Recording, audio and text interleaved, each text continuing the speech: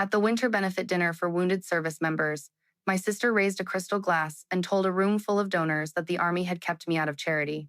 Vivian Bennett Cole stood beneath the ballroom lights in a silver gown that cost more than my first car. One hand rested on the shoulder of our father, Gordon. The other pointed at me as if I were an item on a balance sheet she had already written off. "Do not ask Nora about bridge design," she said. "The Army lets her inspect potholes because anything more complicated might upset her nerves." My mother laughed first.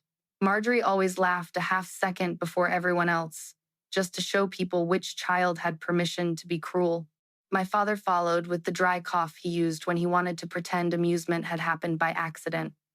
Two executives from CrownSpan Solutions smiled into their wine. A lender across from the flower arrangement looked down at his plate.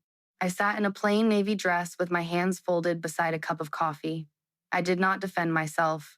I did not mention that I was Lieutenant Colonel Nora Bennett, an Army engineer with nearly 3 decades of service.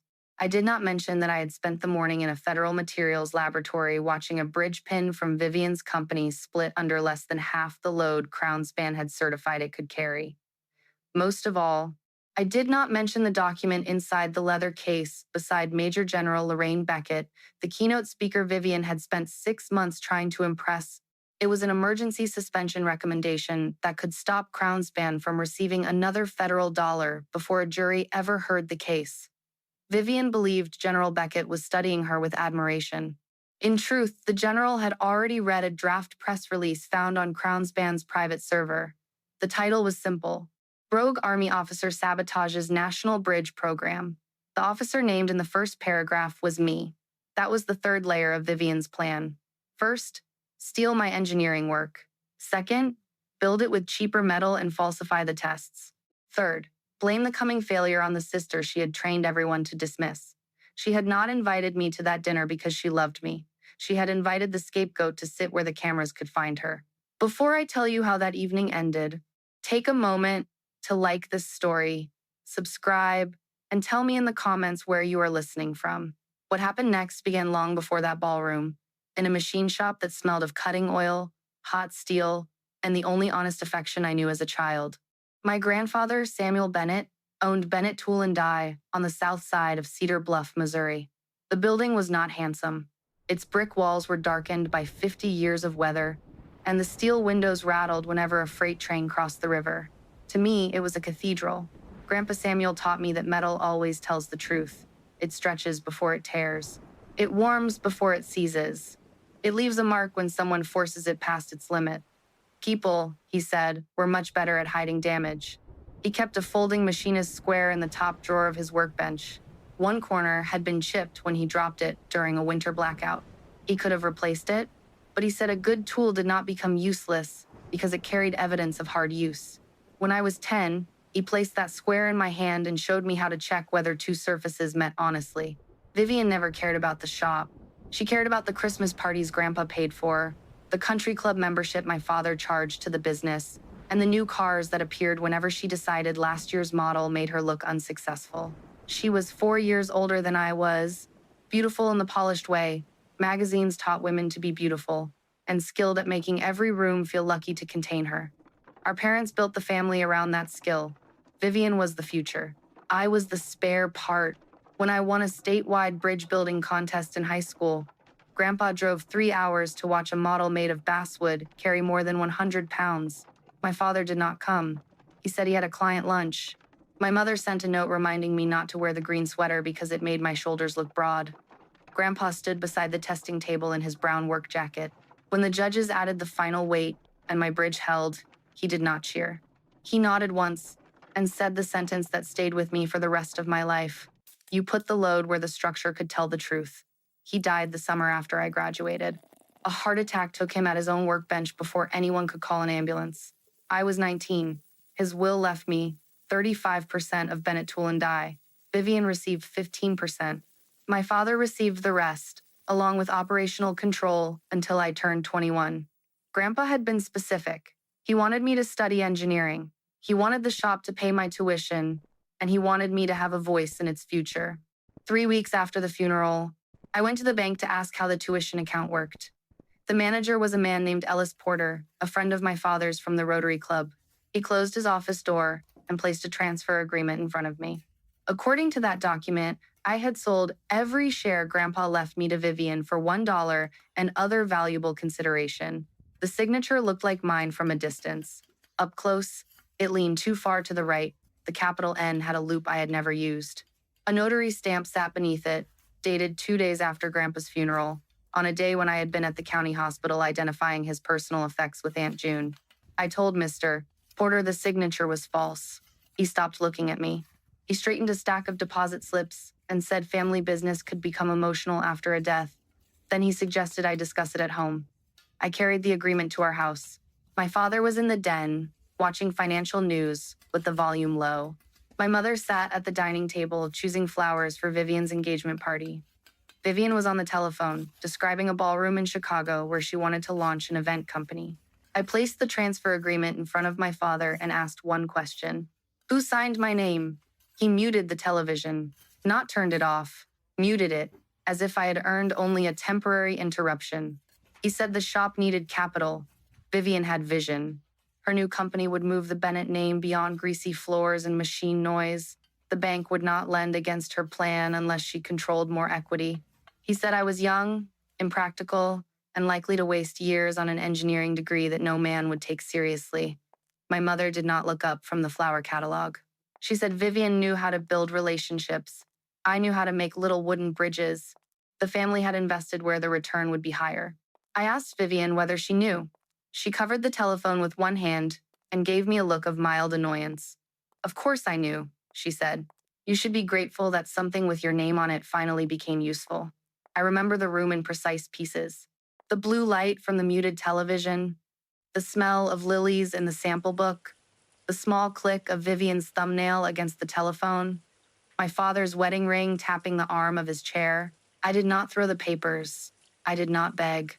I opened Grandpa's old machinist square on the dining table and laid it against the edge of the transfer agreement. The page was straight.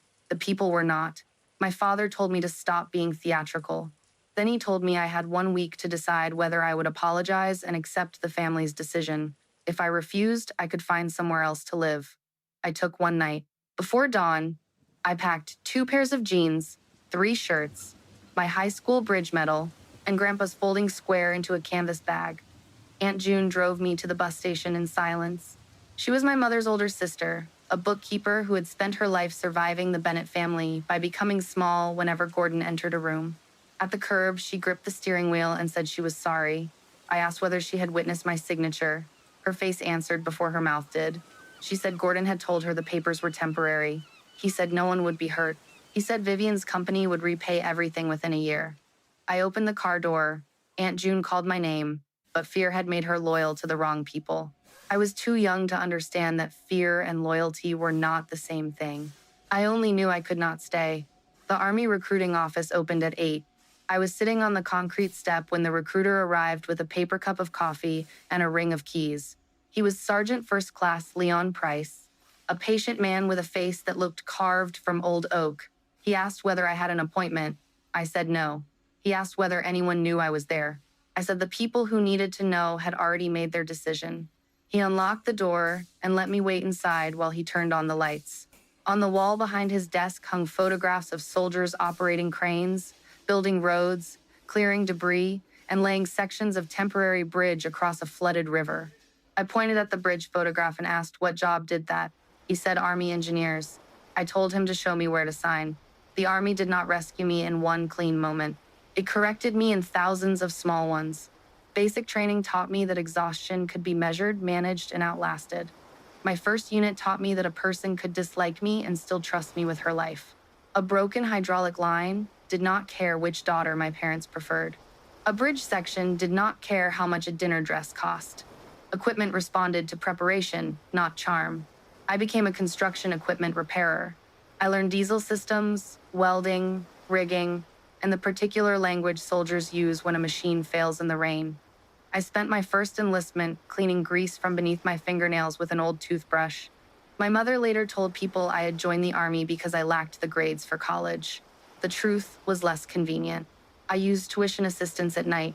I took algebra in a trailer classroom after 12-hour shifts. I studied statics while engines idled outside my barracks window. I earned an associate degree, then a civil engineering degree, then a commission through an army program that paid enlisted soldiers to finish college and become officers. Nothing about it was quick. At 24, I failed calculus the first time.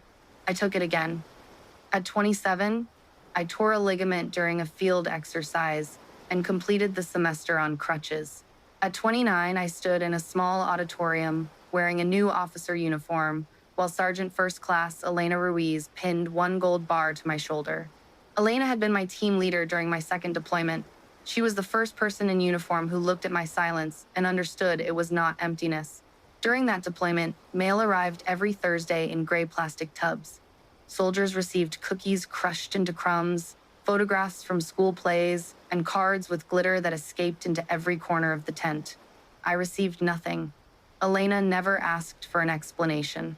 She began making 2 cups of coffee before dawn and leaving one near my cot. She took hers with sugar. Mine was black. The cups looked identical until you tasted them. One morning, after a night spent repairing a damaged earth mover under blackout conditions, I told her she did not have to keep doing that. She shrugged and said a team did not wait for someone to ask before covering an exposed side. That sentence changed my understanding of family more than any sermon I had heard as a child. My military career moved through bridge companies, route clearance units, disaster response teams, and engineering staff assignments. I learned how roads fail after floods. I learned how contractors hide weak material beneath perfect paint. I learned that the most dangerous sentence in a technical meeting was not, "I do not know." It was, "Everyone does it this way." In Afghanistan, a local supplier delivered replacement pins for a temporary bridge carrying fuel trucks across a narrow ravine. The paperwork said the steel met specification. The surface looked correct. The weight was wrong. I held one pin in each hand and felt a difference that should not have existed. I stopped the convoy, ordered the bridge closed, and asked for portable hardness testing. The pins were counterfeit. One failed during the test with a sound like a rifle shot. The delay made senior officers furious for 6 hours. By the next morning, intelligence confirmed that a procurement network had substituted low-grade metal across 3 provinces. The investigation prevented the same parts from reaching 2 other bridge sites. I received a Bronze Star Medal for that deployment. The citation praised technical judgment under operational pressure. My parents never saw it. I sent them the date of the ceremony because some part of me still carried the 19-year-old who wanted one honest witness from home. My father replied that Vivian had scheduled a product launch that weekend, and the family could not divide its attention. My mother added that military ceremonies always seemed unnecessarily long. A month later, I visited Cedar Bluff for Aunt June's birthday. On my father's desk, beneath a stack of country club invoices, I found the ceremony card I had mailed. He had used the back to calculate golf scores. I stood there long enough to feel the old injury open. Then I folded the card along the pencil lines and placed it in my coat pocket. That night, I burned it in Aunt June's kitchen sink. She watched the paper curl into black flakes and said nothing. The fire alarm chirped once. I opened a window. Cold air moved through the room and carried the smoke away. After that, I stopped sending invitations. The Bennett family created its own version of my life. In their version, I was a low-ranking mechanic who had never recovered from war. My promotions became administrative favors. My deployments became excuses for avoiding adult responsibilities. My plain clothes proved poverty. My refusal to discuss operations proved I had done nothing important. Vivian refined that story until it sounded charitable. She told people that the family worried about me. She said combat had made me rigid. She said I struggled with ordinary life and became defensive when anyone offered help. At fundraisers, she used me as evidence of her concern for veterans. She would touch a hand to her chest and say her own sister had come home changed. The performance gave her 2 rewards. It made her appear compassionate, and it ensured no one asked why she never visited me, never called on my birthday, and never knew where I was stationed. My mother enjoyed the role of grieving parent without the inconvenience of having lost a child. She told church friends that she prayed for my emotional stability. My father told business associates that government employment had spared me from the consequences of poor ambition. I could have corrected them. By my early 40s, I commanded an engineer battalion in the Army Reserve while serving as a civilian structural failure analyst for the Department of the Army. I had a pension growing, a modest investment account, and 2 small rental houses near a university. I drove a 10-year-old truck because it started every morning and carried lumber without complaint. I did not hide those facts out of shame. I stopped offering information to people who converted every truth into a weapon. There was also professional necessity. My civilian work involved procurement disputes, accident investigations, and infrastructure vulnerabilities. Some cases were public, others were not. I could discuss my title. I could not discuss active evidence, protected contractor data, or details that affected operational security. Vivian heard only silence. She interpreted it as failure because failure was the only shape she had prepared for me. I still returned to Cedar Bluff several times a year. That decision deserves an honest explanation. I did not go for my parents. I went for Aunt June, who had begun to find her courage in late middle age. I went for my niece, Lily, Vivian's daughter, who loved math and learned early to become quiet when her mother entered a room.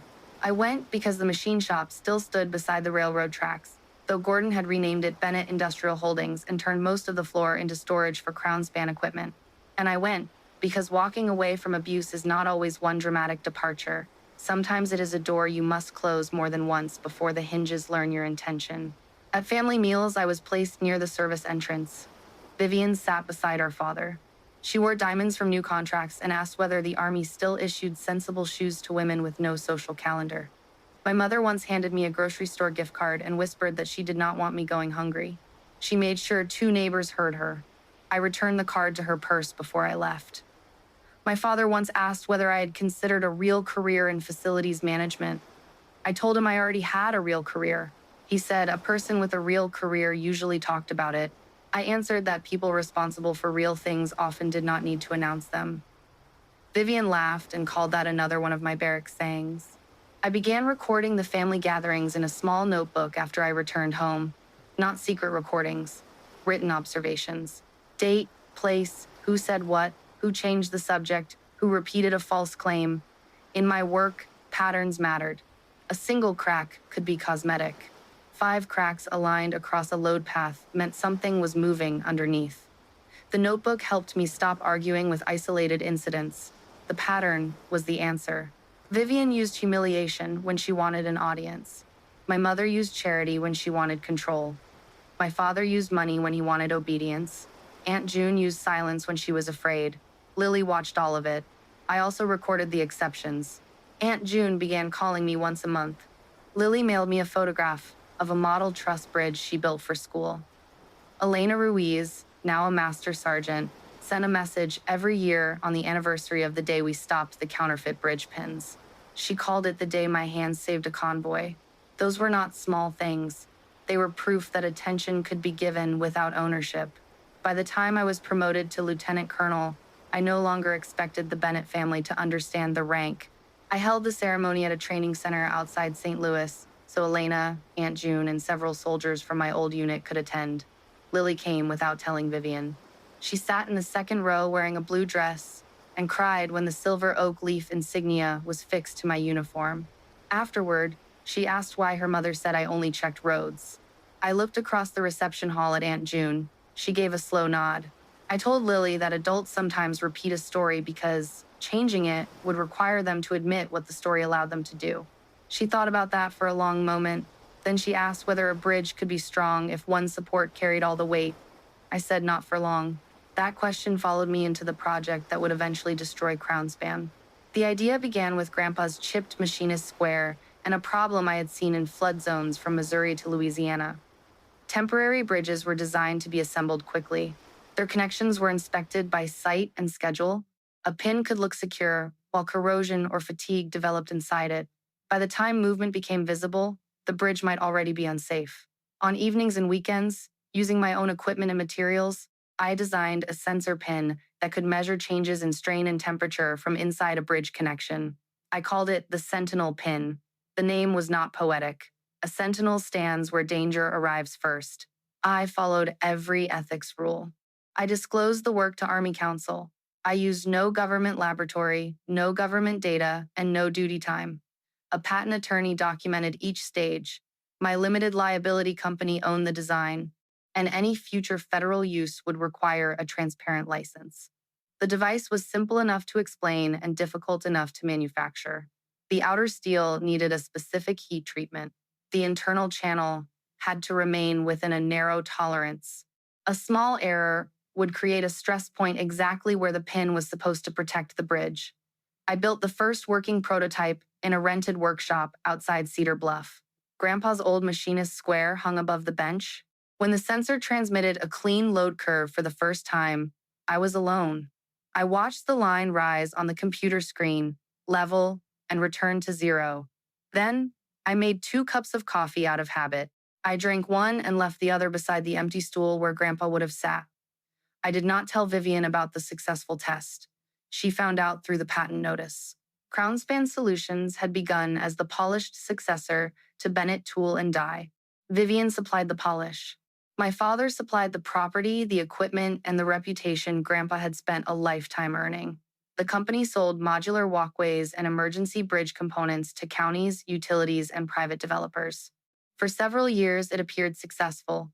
CrownSpan sponsored golf tournaments. Vivian appeared in regional business magazines, beside headlines about women transforming infrastructure. My mother hosted donor lunches in a glass conference room overlooking a production floor she had never entered without a photographer. The company was weaker than it looked. A pedestrian bridge project in Iowa had gone over budget. A municipal contract in Arkansas ended in litigation. CrownSpan had borrowed heavily to buy automated machinery it could not keep busy. My father covered the losses by pledging the old machine shop, the family house, and part of his retirement account as collateral. I did not know the amounts then. I only noticed that Vivian's confidence had acquired a sharper edge. She interrupted more. She drank faster. She began asking questions about federal emergency infrastructure money. In late October, she called me for the first time in almost a year. Her voice was warm enough to be suspicious. She said Lily was preparing college applications and needed advice from a woman in engineering. She said she regretted that we had allowed childhood competition to create distance. She suggested visiting my workshop on Sunday and bringing lunch. There had never been a childhood competition. A competition requires both people to be permitted to win. I agreed because Lily truly was applying to engineering schools, and because refusing every approach can hide information as effectively as trust can expose it. Before they arrived, I secured the prototype in a locked cabinet. My design files remained on a computer that was not connected to the internet. The system used commercial document controls installed by my patent attorney. Each exported file carried an invisible identifier. Each printed drawing contained microscopic variations in line spacing, tied to the date and user account. The technology was ordinary and high-value engineering work. It was not a military trap. It was the digital equivalent of signing the inside of a tool before lending it. Vivian arrived alone. She stepped from a white sport utility vehicle carrying a basket from an expensive market and an apology that had been rehearsed in traffic. Lily, she explained, had developed a headache and stayed home. I almost closed the door. Then I saw Vivian look past me toward the workbench. Greed is difficult to hide when it believes the object is already within reach. I let her enter. She walked through the workshop slowly, touching nothing at first. She complimented the exposed brick. She said the place could become charming if I hired a designer. She asked whether my little invention had attracted buyers. I said discussions were preliminary. She removed containers of chicken salad and fruit from the basket. Beneath them sat a bottle of French wine. I reminded her that I did not drink while working with machinery. She smiled and said I had always been serious.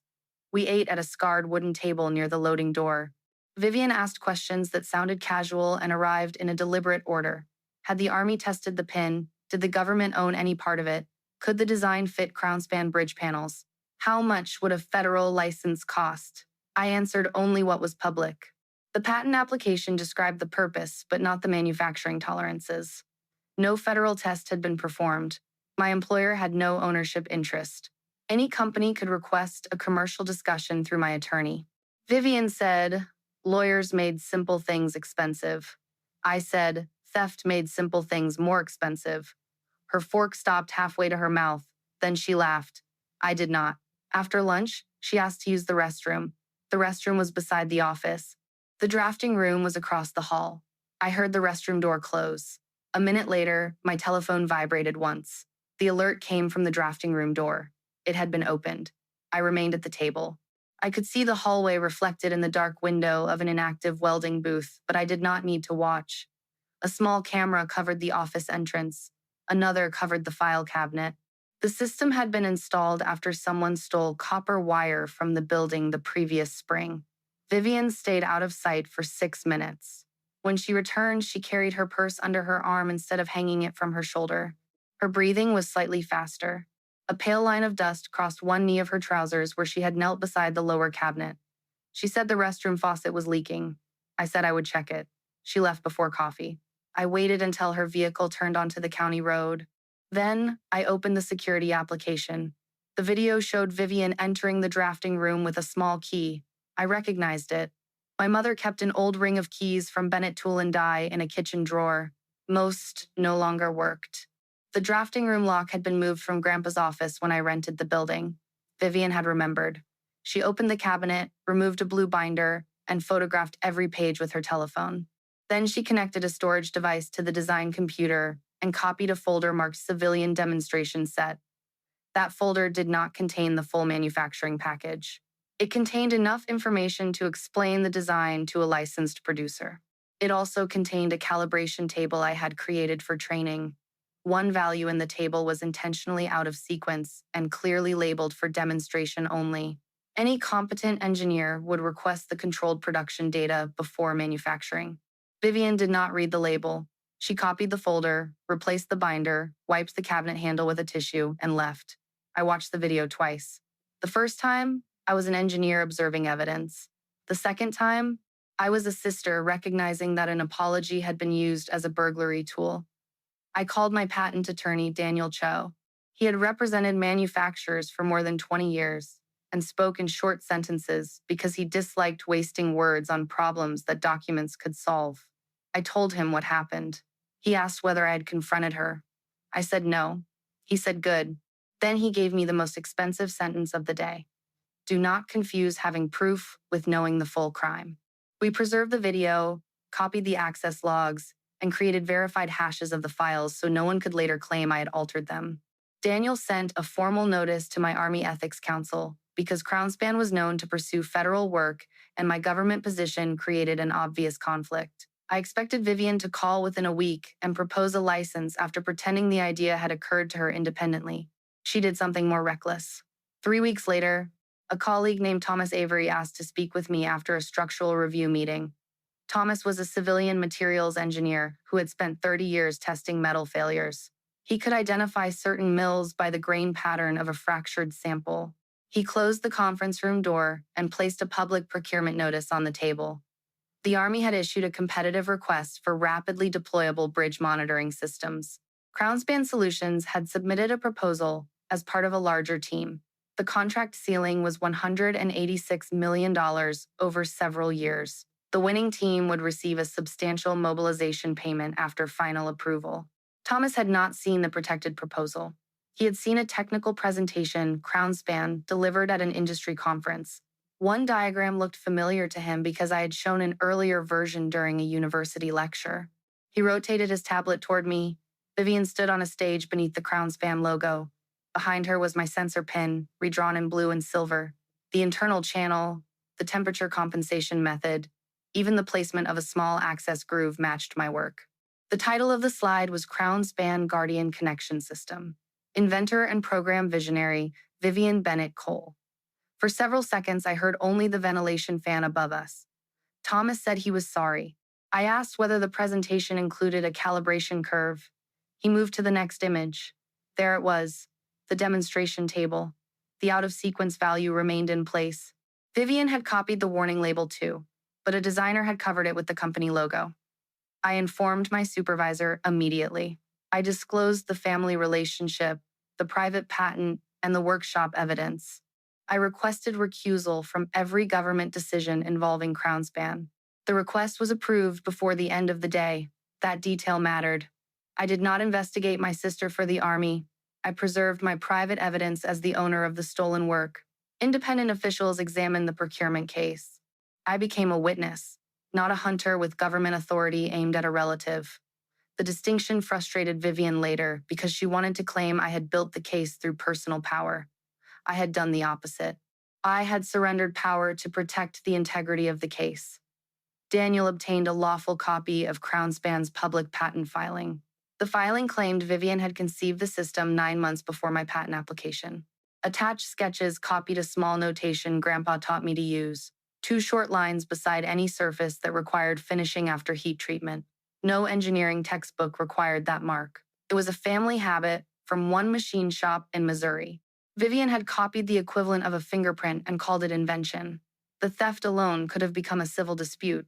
What transformed it into a federal matter was the certification.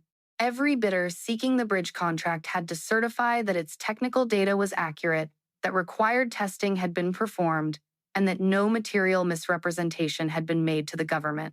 CrownSpan submitted test results claiming the Guardian pins had survived repeated loads far above the contract minimum. The listed laboratory had never performed those tests. An auditor discovered that the certificate number belonged to a batch of agricultural bolts tested 2 years earlier. The false report carried the electronic approval of Gordon Bennett, chairman of CrownSpan, and the written certification of Vivian Bennett Cole, chief executive officer. A material lie in a federal bid can be a crime even before the government pays the first invoice. The law does not require taxpayers to wait for a bridge to collapse before fraud becomes real. The procurement office referred the matter to the Defense Criminal Investigative Service. Because the communications and payments crossed state lines, the Federal Bureau of Investigation joined the inquiry. An assistant United States attorney named Beth Navarro supervised the legal process. I met them in a government conference room with no windows and bad coffee. Special Agent Marcus Lee from the Defense Criminal Investigative Service had a calm face and the habit of leaving long silences after answers. Special Agent Dana Brooks from the Federal Bureau of Investigation wrote with a mechanical pencil and never asked the same question twice. Beth Navarro wore reading glasses on a cord and treated every adjective as if it needed supporting evidence. They reviewed the workshop video. They reviewed the file identifiers. They reviewed the patent timeline and the false laboratory certificate. Then, Beth asked the question Daniel had warned me about. What is the full crime? I said I did not know yet. She nodded. That was the correct answer. Investigators needed to determine whether CrownSpan had copied a design and lied about testing, or whether the company intended to manufacture unsafe parts, take federal money, and conceal the risk. Intent would decide whether the case remained a serious fraud or became something that could put soldiers and civilians in physical danger. For the next month, I returned to my normal duties. I briefed flood damage, reviewed unrelated bridge failures, and trained reserve officers on contract oversight. I did not call Vivian. I did not warn my parents. I did not tell Aunt June. Silence was no longer endurance. It was evidence, protection. Vivian filled the silence with a campaign. A retired officer I knew from a professional society called me first. He sounded embarrassed. He said a CrownSpan representative had privately questioned whether my old blast exposure affected my judgment. The representative claimed I had become obsessed with Vivian and had accused family members of stealing imaginary inventions. 2 days later, a university dean withdrew an invitation for me to speak at an engineering seminar. He said concerns had been raised about an active mental health dispute. Then an insurance broker sent Daniel an anonymous packet. It contained a fabricated summary of a medical evaluation. The document said I experienced paranoia, memory loss, and hostile fixation after deployment. The clinic named on the page had never treated me. The physician's signature belonged to a real doctor who had retired before the stated date. Vivian was not merely denying the theft. She was building a version of me that no board, lender, reporter, or jury would trust. She used enough truth to make the lie feel respectful. I had been near an explosion. I did have hearing loss in one ear. I had attended counseling after deployment, as thousands of service members wisely do. She converted responsible treatment into evidence of instability. The cruelty was familiar. The scale was new. I read the false medical summary at my kitchen table. My hands remained still until I reached the sentence claiming my family had supported me through repeated episodes. That line broke something open. Not because it was the largest lie, because it stole even the absence. They had not supported me.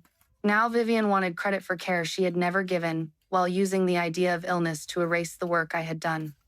I drove to the reserve center and sat in my truck after dark. The parking lot was empty except for a security vehicle moving slowly along the fence.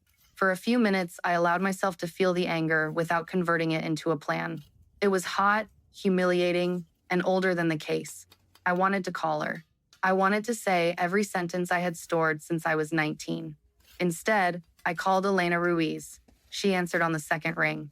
I told her someone was using my counseling history to call me unstable. Elena was quiet. Then she said, "Getting treatment after war is maintenance, Nora. Only a fool waits for the bridge to fall before checking the bolts." I closed my eyes. She asked whether I needed her to come. I said no. She said that was not the same as asking whether she was willing. The difference steadied me. I forwarded the packet to the investigators.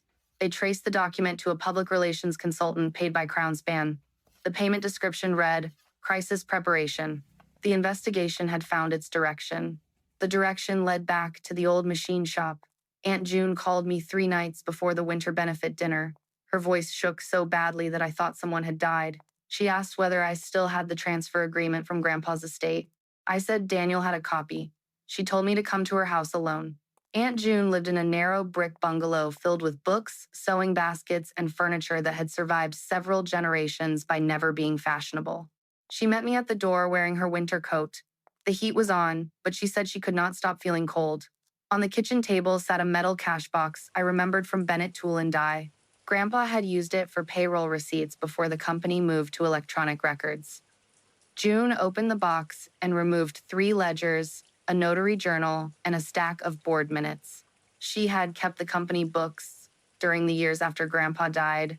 Gordon ordered her to destroy the older files when CrownSpan refinanced the property. She carried the box home instead and hid it behind insulation in her attic. The notary journal contained the entry for my stock transfer. The signature beside my name was not mine. It was Aunt June's. She began to cry before I asked. Gordon had brought her the transfer agreement already signed. He said I had agreed but could not appear because I was preparing to leave for the Army. He told June to complete the notary line as a family convenience. When she hesitated, he threatened to fire her and cancel the health insurance she needed for her husband, who was dying of kidney disease. She signed. 2 weeks later, she learned the signature above hers was forged.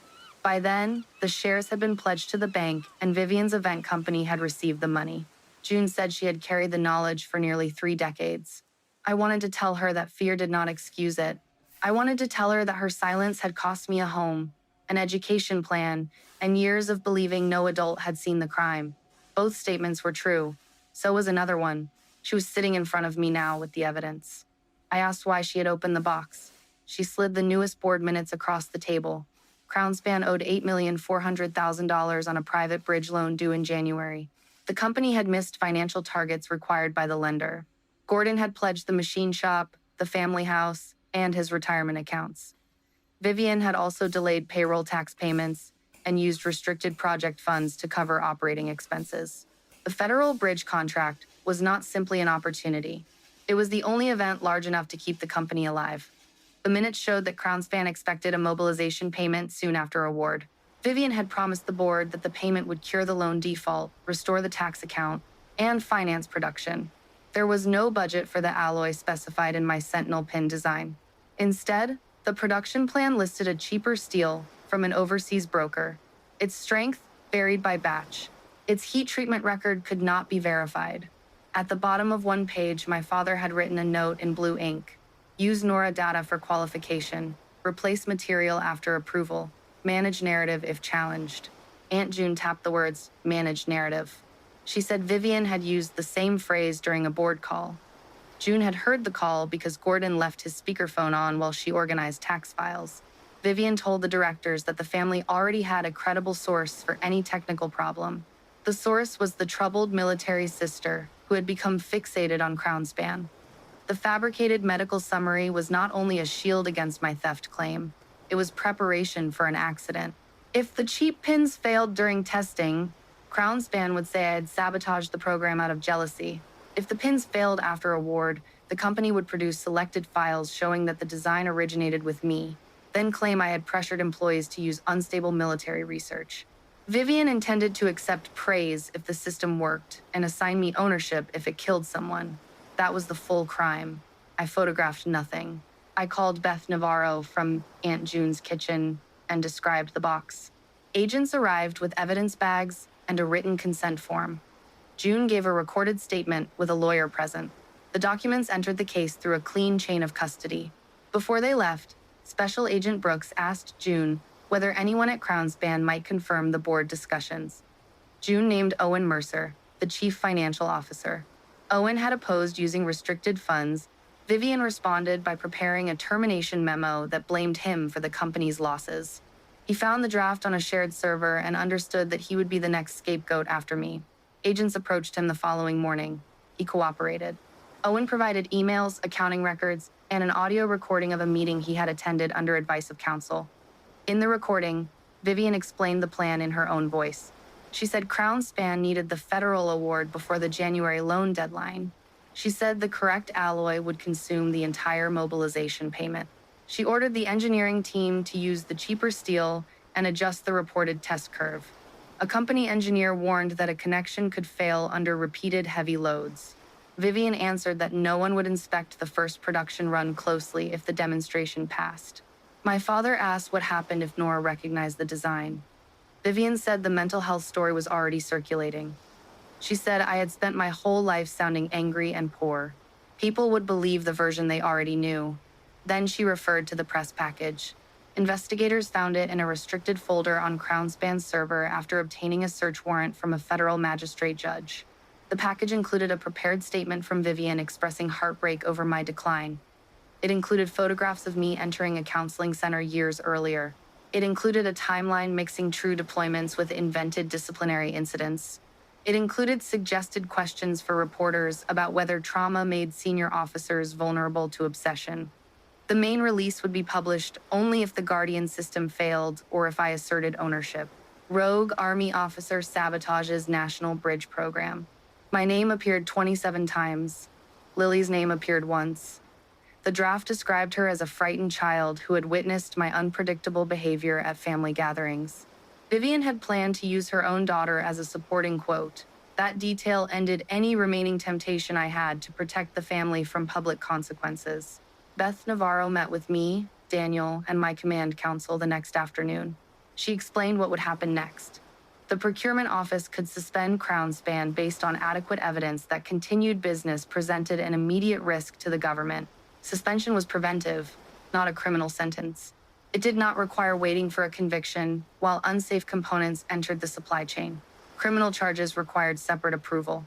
Search warrants and arrest warrants would come from a federal judge, not from the Army and not from me. Beth said that distinction clearly because she knew the defense would later claim a family vendetta. I would remain recused. Independent engineers would test the physical pins. Independent contracting officials would issue any suspension. Federal agents would present the evidence to prosecutors and a judge. My role would be limited to authenticating my design, explaining the copied markers, and describing the workshop theft. I accepted those limits with relief. Personal anger can point toward evidence. It cannot be allowed to become evidence. The materials laboratory tested 3 CrownSpan pins taken under warrant from a prototype assembly. Each pin carried a certificate claiming compliance with the required alloy and heat treatment. The first developed a crack during cyclic loading. The second transmitted false strain readings because the internal channel had been machined outside tolerance. The third sheared at 43% below CrownSpan's certified capacity. No one spoke when it broke. The fracture crossed the metal in a bright, grainy line. Thomas Avery placed the 2 pieces on a white cloth. He did not look at me when he said a fully loaded military vehicle could have been on top of that connection. I thought of the convoy in Afghanistan. I thought of the sound the counterfeit pin made when it failed. I thought of Vivian in a silver gown, telling donors that I inspected potholes. The Army moved quickly after the test. General Beckett approved the technical risk memorandum and sent the suspension recommendation to the proper contracting authority. Beth prepared the criminal complaint. Agents monitored CrownSpan's communications to prevent destruction of evidence. The winter benefit dinner remained on the calendar. It was an annual public event hosted by a Veterans Foundation at the Cedar Bluff Country Club. General Beckett had agreed months earlier to deliver the keynote address with ethics approval because the event funded adaptive housing for wounded service members. CrownSpan was a major sponsor. Vivian believed the general's attendance signaled support for the bridge proposal. Investigators saw value in allowing the event to proceed. They did not need me to provoke anyone or gather evidence. They wanted CrownSpan to continue acting normally while the warrant applications moved through court. I considered staying home. Then Lily called.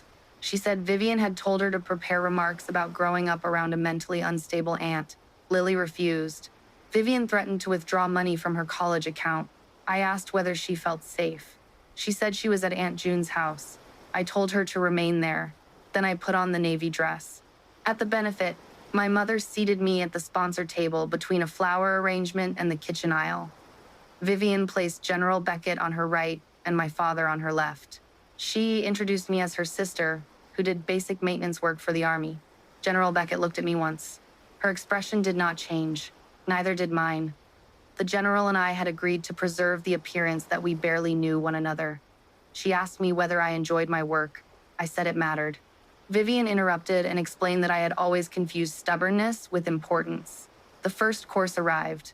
Throughout dinner, Vivian performed success. She described CrownSpan's system as a breakthrough that would protect soldiers during disasters and deployments. She praised her father's financial discipline.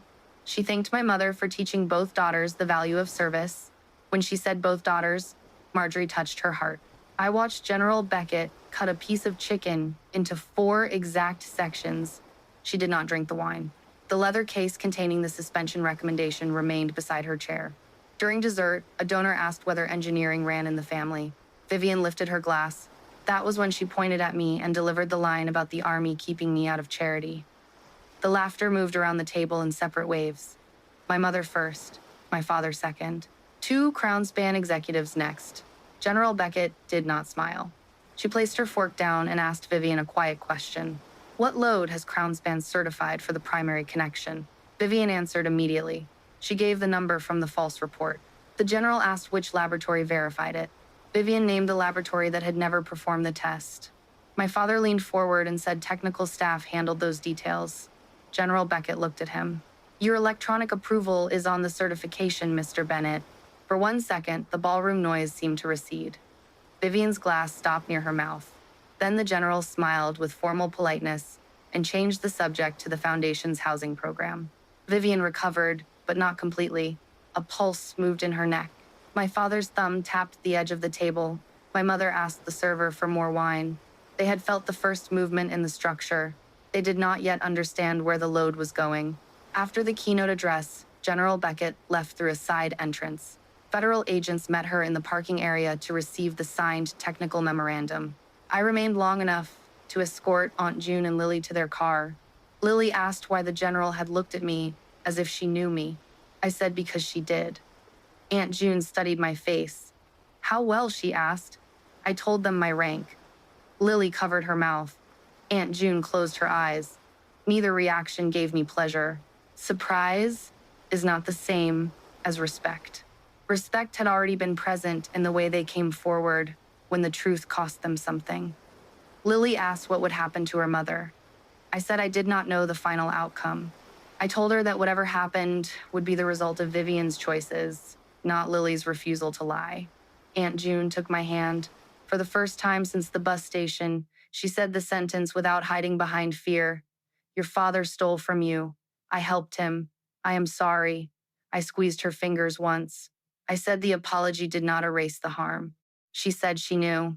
I said it was still the first honest support she had placed under the truth. We stood in the cold beside her old sedan while breath turned white between us. Then I watched them drive away. The next morning, CrownSpan received an invitation to a final capabilities review at a federal structural test center. The notice said senior officials would evaluate technical readiness, production capacity, and contract conditions. Vivian read it as victory. Owen Mercer later told investigators that she opened champagne in the executive conference room. My father called the lender and said the federal award was days away. My mother ordered a new suit for the ceremony. The review was real. So were the officials. The purpose was simply not the one CrownSpan imagined. The test center stood behind 2 security gates on a flat stretch of federal land outside St. Louis. From the road, it looked like a collection of warehouses and concrete bays.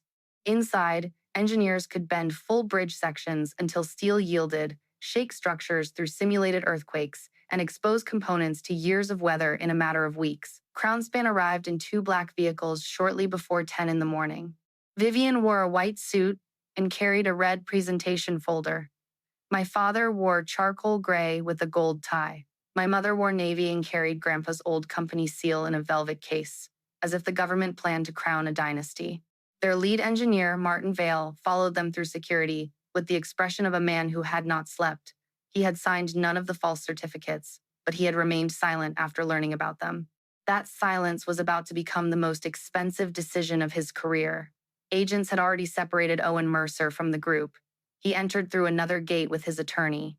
I was in a preparation room across the building, wearing Army service dress. The silver oak leaves on my shoulders reflected the fluorescent light. My bronze star metal ribbon sat among the other ribbons above my left pocket. On the table beside me lay Grandpa's folding square, sealed in a clear evidence sleeve until the technical presentation was complete. Elena Ruiz had driven from Kansas City to attend as my support person. She stood near the door in civilian clothes, holding 2 paper cups of coffee. She handed me the black one. "Some sides are worth covering in person," she said. I took the cup. Through a video feed, we watched the Bennett family enter the review chamber. The room had no flags, no dramatic steel door, and no hidden stage. It was a technical hearing room with gray carpet, a long table, and a large screen. The plainness made it more severe. Nothing in the space was designed to flatter them. General Beckett sat at the center. Beth Navarro sat to her left with Special Agent Lee and Special Agent Brooks. A suspension and debarment official sat to the right. 2 independent engineers occupied the end of the table. A court reporter prepared a transcript. Vivian entered, smiling. She thanked the panel for recognizing CrownSpan's innovation. She said her family had built American infrastructure for 3 generations. She placed the red folder on the table and asked whether photographers would be admitted after the review. General Beckett said there would be no photographs. My father asked when the contract documents would be signed. The suspension official slid a packet across the table. "There will be no award," she said. "CrownSpan Solutions is suspended from new federal contracting activity effective immediately." That was the first layer. Vivian stared at the packet without touching it. My mother whispered that there had been a clerical mistake. My father opened the first page, read 3 lines, and pushed it back as if the paper were contaminated. He said his attorneys would stop the suspension by noon. The official answered that suspension protected the government while serious evidence was investigated. It was not a conviction, and it was not negotiable in that room. General Beckett activated the screen. A video showed the CrownSpan pin inside the loading frame. Numbers rose beside the image as pressure increased. A thin, dark line appeared near the internal channel. The line widened, the pin snapped, and one half struck the safety shield. The sound filled the hearing room. My mother flinched. Thomas Avery appeared by secure video and explained the result in plain language. CrownSpan had certified that the pin could carry a specified load through repeated cycles. The sample failed far below that claim. Chemical analysis showed the metal did not match the certified alloy. The mill certificate number belonged to unrelated agricultural hardware. Martin Vale lowered his head. Vivian turned toward him. She said the engineering department had acted without executive knowledge. Special Agent Lee placed her signed certification on the screen. That was the second layer. My father said electronic signatures could be copied. Beth Navarro asked whether his signature had also been copied onto the board minutes approving cheaper material after qualification. He demanded to know where she obtained private records. Beth said a federal magistrate judge had reviewed the evidence and authorized the search. The screen changed. Workshop video showed Vivian unlocking my drafting room. The angle was clear. Her face, the key, the blue binder, the storage device, and each photographed page appeared in sequence. A technical specialist enlarged the micro variations embedded in CrownSpan's drawings. The line spacing matched the demonstration file copied from my computer. The out-of-sequence calibration value appeared in the bid. Grandpa's 2 short finishing marks appeared beside the internal channel.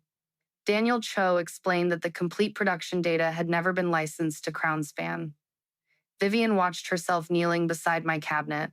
She said sisters shared ideas all the time. Beth answered that sisters did not normally enter locked rooms with copied keys, remove protected engineering data, and certify the result to the federal government as independently developed work. That was the third layer. My mother finally touched the velvet case in her lap. She said the design belonged to the Bennett family because Samuel Bennett had inspired it. Daniel placed the patent records on the screen. He explained the ownership, the ethics disclosures, and the dated development files. My father said I had always been vindictive. He said I was using a government title to punish the people who had supported me. General Beckett looked at him with a stillness that ended the sentence before he finished it. The screen changed again. The title of the press release appeared in black letters. Rogue Army Officer Sabotages National Bridge Program. Vivian's face lost its color. Beth read selected lines. The release described me as mentally unstable. It claimed I had inserted defective calculations into CrownSpan's system. It quoted Lily as fearing my violent moods. It was scheduled for distribution if a test failed, a whistleblower emerged, or I asserted ownership. Then the audio recording began. Vivian's voice filled the room. She ordered the cheaper steel. She described the loan deadline. She said the correct material would consume the mobilization payment. She said the mental health narrative made me the ideal source of blame because people already believed I was bitter and unsuccessful. My father's voice asked whether the story would protect the family. Vivian answered that the family had been using Nora that way for years. My mother made a sound that was almost a gasp. It was not shock at the cruelty. It was shock that the cruelty had been recorded. Owen Mercer entered with his attorney. He confirmed the meeting, the accounting diversion, and the prepared termination memo intended to blame him after the federal payment arrived. Vivian stood so quickly that her chair rolled backward. She called him a coward. Owen said he had spent 2 years helping her hide losses, and 1 week deciding he would not help her hide a death. That was the fourth layer. The room settled into silence. General Beckett looked toward the side door. An officer opened it. I walked into the hearing room. My mother gripped the velvet case with both hands. My father stopped tapping his thumb.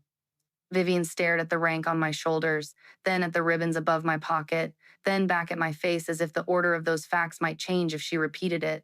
I took the witness chair. I raised my right hand and swore to tell the truth. General Beckett stated my full position for the record. Lieutenant Colonel Nora Bennett, Army Engineer Officer, former battalion commander, senior structural failure analyst, and owner of the Sentinel pin patent. She summarized my deployments and explained that I had recused myself from every government decision involving CrownSpan.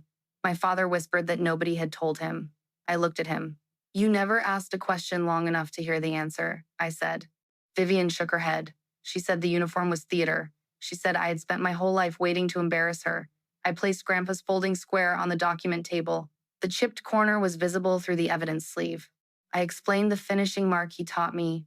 I explained where it appeared in my original drawings. I explained why the copied demonstration table could not support safe production. I explained that a competent manufacturer would have requested controlled tolerances and independent tests. Beth asked whether I had ever authorized CrownSpan to use the design. I said no. She asked whether I had altered CrownSpan samples, test records, or bid. I said no. She asked whether I had provided the fabricated medical summary. I said no. Then she displayed the transfer agreement from when I was 19 beside Aunt June's notary journal and the modern board note that said use Nora data and manage narrative if challenged. The same method sat across nearly 3 decades. Take what belonged to me, rewrite the record, call my objection evidence of defect. That was the 5th layer. My mother stood. She said family matters should not be displayed in a federal building. She said I was destroying Lily's future. She said a good daughter would have warned them before strangers became involved. I told her Lily's future was endangered when Vivian put false words in her mouth and planned to use those words after a bridge failure. My father leaned toward me. He asked what I wanted. Money, the shop, an apology. He listed the possibilities as if justice were a negotiation he could close before lunch. I said I wanted the record to remain accurate. Vivian's voice dropped.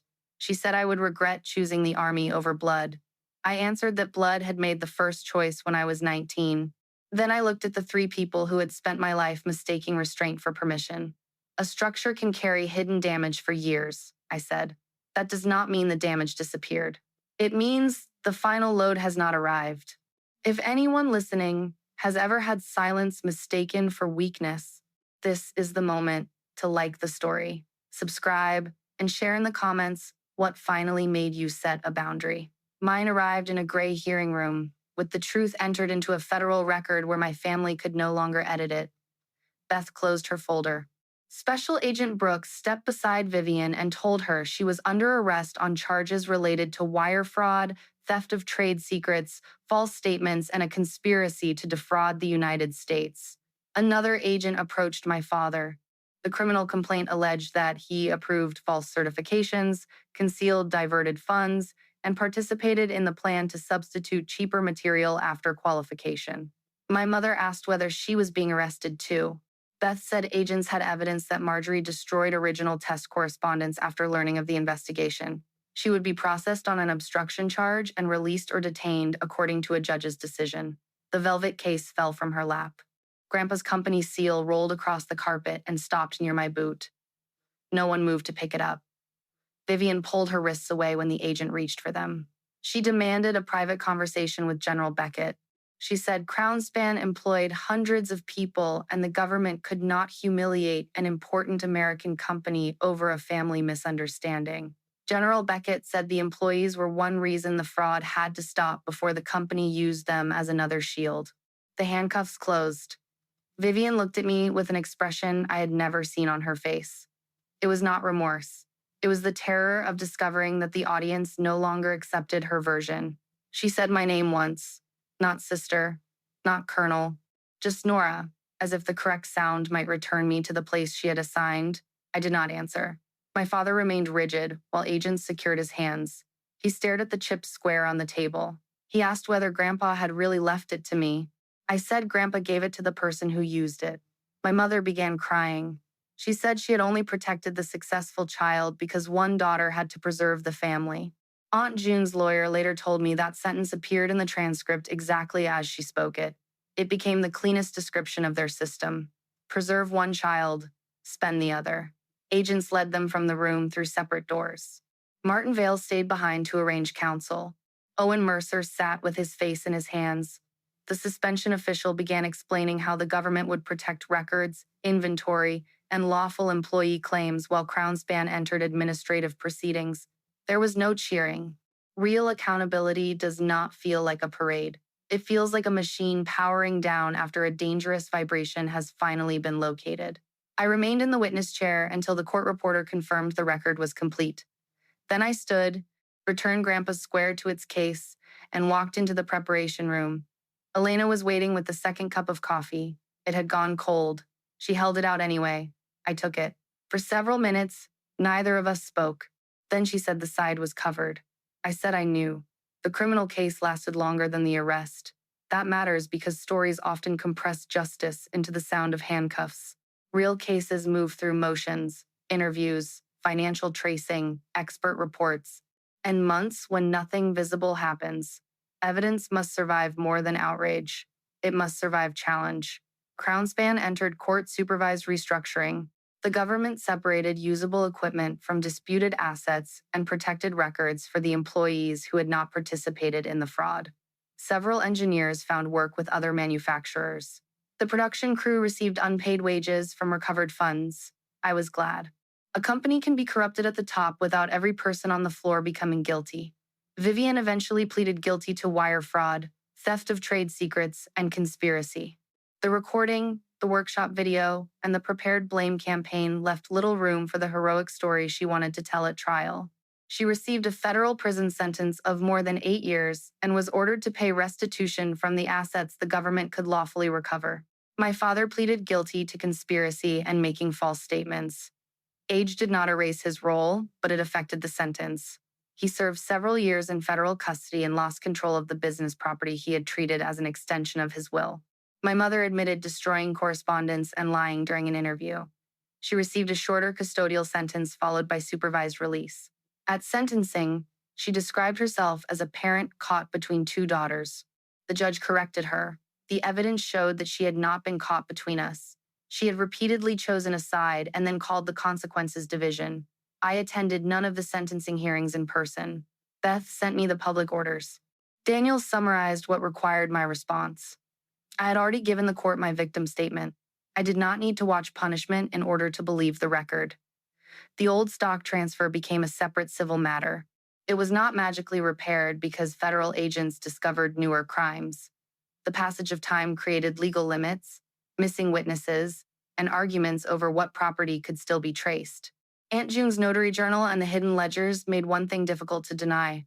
My signature had been forged, and the family had continued benefiting from the transfer while concealing the original records. After mediation, the remaining Bennett entities surrendered the old machine shop to me and paid a reduced settlement from the sale of non-essential assets. It was less than the value taken from a 19-year-old.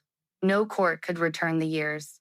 I accepted because restitution is not time travel. It is a tool for building what comes next.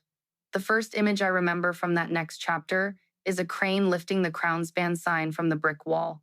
The metal letters swung above the loading dock, bright and empty. Behind them, protected by rust and shadow, the faint painted words Bennett Tool and Die were still visible. I did not restore the old name. I named the building Load Line Works. Elena Ruiz retired from the Army the following spring and became the training director. Daniel helped establish the organization as a nonprofit workshop and apprenticeship program for women leaving military service. Thomas Avery volunteered 1 day a week to teach materials testing. Aunt June managed the books under a rule she proposed herself. Every account would have 2 reviewers and no family relationship would replace a signature. The second image came on the first morning of training. 12 women stood at Grandpa's old workbenches wearing safety glasses and new work gloves. One had driven trucks, one had repaired helicopters, one had been a medic and wanted to study industrial design. Another had spent 20 years in administration and feared she was too old to learn welding. Elena placed a practice plate in front of her and said Steele did not ask for a birth certificate. By noon, sparks moved across the shop floor in bright showers. The old building sounded alive again. Hammers struck, machines turned, questions were asked without apology. 2 cups of coffee sat beside my drafting table, and neither one remained untouched for long. The third image came a year later, beside a creek that flooded every spring. Our apprentices had designed and assembled a pedestrian bridge for a county park. The bridge used properly manufactured sentinel pins under a public license that returned revenue to the training program. Independent laboratories tested every batch. The load data was available to the county engineer. Nothing was hidden behind a logo. On opening day, children crossed first. They ran from one end to the other while parents followed more carefully. The bridge flexed within its design range and sent a clean line of data to the monitoring screen. I stood near the abutment holding Grandpa's folding square. Lily arrived after the ceremony had begun. She was 21 by then. She had completed 2 years of engineering school using scholarships, part-time work, and money Aunt June had placed in a protected account after the investigation. She had spoken with Vivian through approved prison calls but refused every request to defend the fraud publicly. That choice belonged to her. I never asked her to choose me instead. She carried the velvet case that once held the Bennett Company seal. The government had returned it after the case closed. Lily opened the case and showed me the brass seal inside. Then she turned it over. Someone had scratched a line across the back many years earlier. The letters were small and uneven. For the builder who checks the load, I recognized Grandpa's hand. Lily said she had found the inscription while cleaning dust from the seal. She believed he meant me. I looked at the heavy brass disc, the symbol my parents had carried into the hearing as proof of ownership. For years, they had used the Bennett name to decide who mattered. Grandpa had left a different definition on the side no one displayed. I handed the seal back to Lily. She asked what she should do with it. I told her symbols become honest only when people decide what they will support. She looked toward the workshop team standing beside the new bridge. Then she asked whether Load Line Works accepted summer apprentices. I said yes. She asked whether being related to the founder gave her an advantage. I said it gave her an obligation to arrive early. For the first time in years, she laughed without checking whether anyone had given permission. The following Monday, Lily reported at 7 in the morning wearing steel-toe boots and carrying the brass seal in her backpack. Elena handed her a broom before she handed her a drawing. Lily swept the floor. At lunch, she opened a notebook and showed me a bridge concept she had been afraid to submit at school. The truss was efficient, but one diagonal member carried too much force. She had circled the area and written a question beside it. Can this support tell the truth? I moved my chair closer. We checked the calculations together. Blood gave me relatives, service taught me loyalty, evidence gave me justice, work gave me a future that no forged signature could transfer. But the final repair came from something quieter. A young woman placed an unfinished bridge between us and trusted me to look closely. I did not dismiss it. I did not turn away. I showed her where the load was hidden, and then I stayed while she made the structure stronger.